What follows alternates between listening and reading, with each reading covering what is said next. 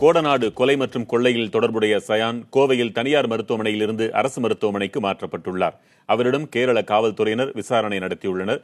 கூடுதல் விவரங்களை செய்தியாளர் சுஜாதா தருகிறார். சுஜாதா, சயானின் உடல்நிலை குறித்து மருத்துவர்கள் என்ன சொல்றாங்க? கேரள காவல்துறையினர் மேற்கொண்ட விசாரணை விவரம் என்ன? கோடநாடு கொலை மற்றும் கொள்ளை வழக்கில் தொடர்புடையதாக காவல்துறையினர் தேடப்பட்டு வந்த சயான் என்பவர் கடந்த 29ஆம் தேதி பாலக்காடு அருகே காரில் சென்றபோது விபத்துக்குள்ளானதில் அவரது மனைவி மற்றும் மகள் ஆகியோர் இருவரும் சம்பவ இடத்திலேயே உயிரிழந்தனர். இதனையடுத்து அவர் படுகாயங்களுடன் கோவையில் உள்ள தனியார் மருத்துவமனையில் அனுமதிக்கப்பட்டிருந்தார். கடந்த சில தினங்களாக அவருக்கு சிகிச்சை அளிக்கப்பட்டு வந்தது. இந்த சூழ்நிலையில் இன்று அவர் தனியார் மருத்துவமனையிலிருந்து கோவையில் உள்ள அரசு மருத்துவக் கல்லூரி மருத்துவமனையில் தற்பொழுது அனுமதிக்கப்பட்டுள்ளார்.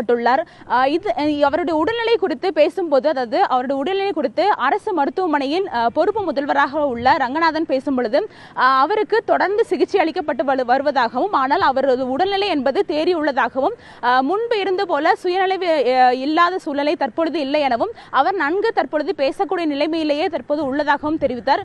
குறிப்பாக எலும்பு, குடல் மற்றும் பொது மருத்துவம் உள்ளிட்ட பல்வேறு 3 பிரிவுகளின் கீழ் அவருக்கு சிகிச்சை அளிக்கப்பட்டு வருவதாக தெரிவித்தார். இந்த சூழ்நிலையில் அவர் கோவை அரசு மருத்துவமனையில் தனி அறையில் அவருக்கான சிகிச்சை என்பது அளிக்கப்பட்டு வருகிறது. தற்போது அவருக்கு 4 காவல்துறையினர் அவருக்கு பாதுகாப்பு பணியிலும் ஈடுபட்டு வருகின்றனர்.